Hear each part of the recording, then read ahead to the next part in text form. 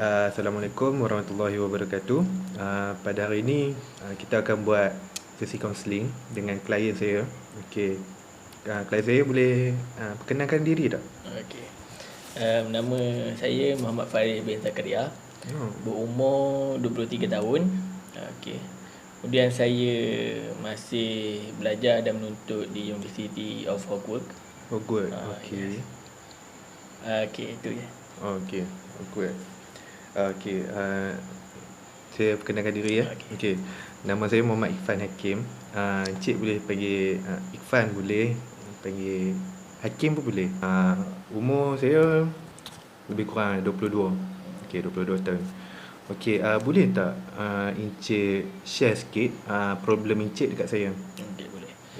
Saya mempunyai masalah dalam pembelajaran sebenarnya.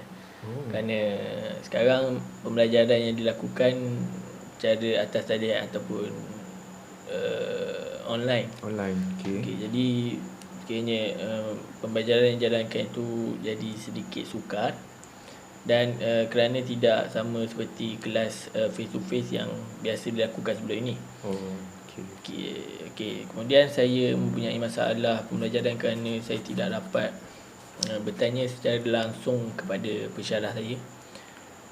Dan kemudian saya, kerana masih ramai pelajar yang juga mempunyai masalah pembelajaran dan mereka juga sering bertanya kepada pensyarah. Jadi saya tidak berkemampuan untuk bertanya kerana tidak mempunyai kesempatan. Kemudian saya jadi tumbang ambing kerana tidak memahami pembelajaran yang dijalankan. Oh, saya faham.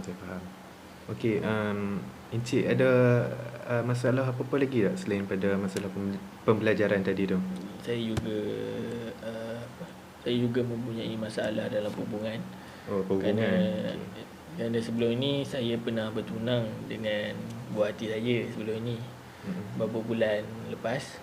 Kemudian tiba-tiba beberapa minggu lagi menjelang hari akad nikah tu, tiba-tiba dia pihak pengantin perempuan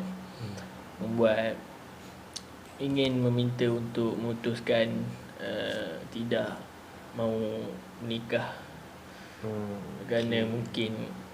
Kerana dia nyatakan bahawa dia telah bertemu dengan orang lain dan mereka telah memutuskan untuk tidak menikah dengan saya dan mungkin bersama dengan orang tersebut.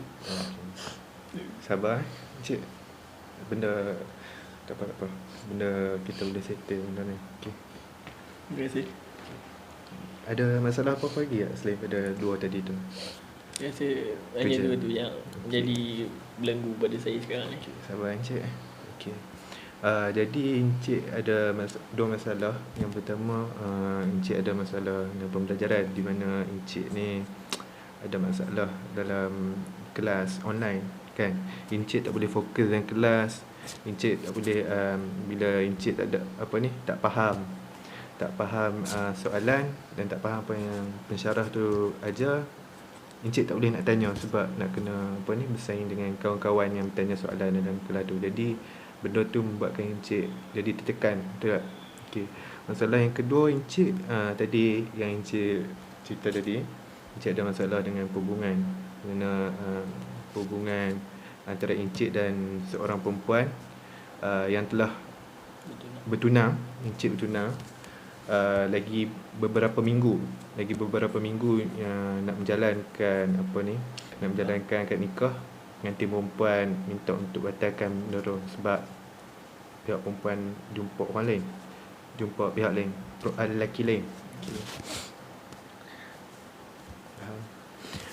Okey, macam ni lah Encik. Untuk yang pembelajaran tu kan Encik, saya faham sebab saya pun student dengan belajar online ni. Saya pun ada masalah dengan belajar online ni, di mana saya pun tak faham apa yang pensyarah ajar. Kadang-kadang kita nak tanya soalan pun kita terpaksa bersaing dengan kawan-kawan yang bertanya soalan tu. Jadi saya bukan nak menyelesaikan masalah Encik, tapi saya nak bagi cara-cara untuk Encik cuba Encik cuba benda ni, mana tahu boleh selesaikan masalah Encik. Okey, yang pertama Encik boleh kalau Encik tak faham kan dalam kelas, Encik boleh direct message kepada pensyarah Encik. Kalau Encik kalau Encik kalau Encik apa ni panggil, Dah mami. dah apa ni, kenal dengan pensyarah tu, dan pensyarah tu pun okey kalau nak direct message dia ataupun nak personal dia. Kalau macam tu boleh nak personal dia. Encik pun dah selesa nak chat dengan lecturer, dengan pensyarah tu.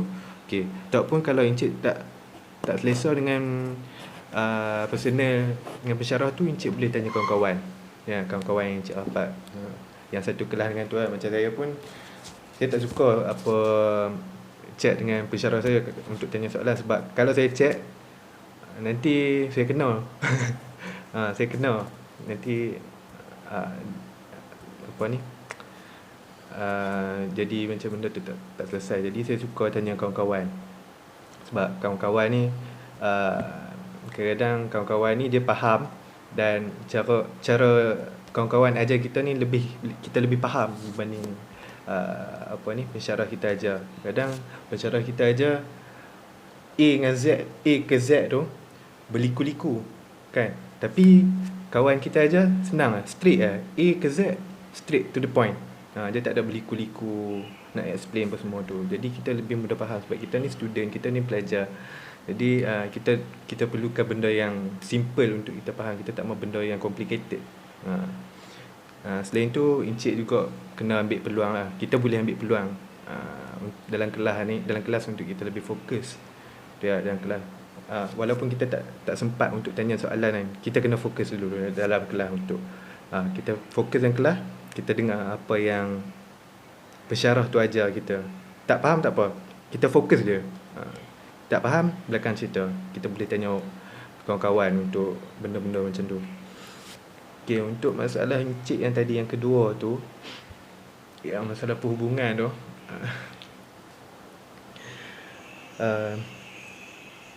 first kali Encik, saya sarankan untuk untuk move on. Move on dengan apa? Kita move on ni macam-macam. Jadi lain orang lain cara. Macam saya, kalau nak move on, saya buat saya lakukan hobi saya. Macam saya suka main game. Saya suka main game ML, Mobile Legend. Okay. Kalau saya nak move on ataupun saya nak hilangkan stres saya akan main game. Okay. Bila saya main game, benda tu dia jadi kita meriliskan tension kita dengan main game tu. Kita nak marah ke, kita nak marah ke, kita marah dalam game. Jadi benda tu dia akan merilis tension kita. Tak lupa juga kalau kita kena ingat Tuhan juga kan. Kita nak sembahyang, kita doa, minta supaya tenangkan hati apa semua. Tu tak disangka lah. Itu nombor satu lah.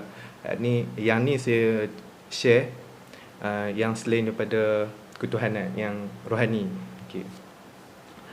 Selain tu, Encik boleh jugalah macam saya, kalau saya stres ataupun saya tertekan, saya nak try move on daripada benda-benda tu, saya akan pergi melawat tempat-tempat yang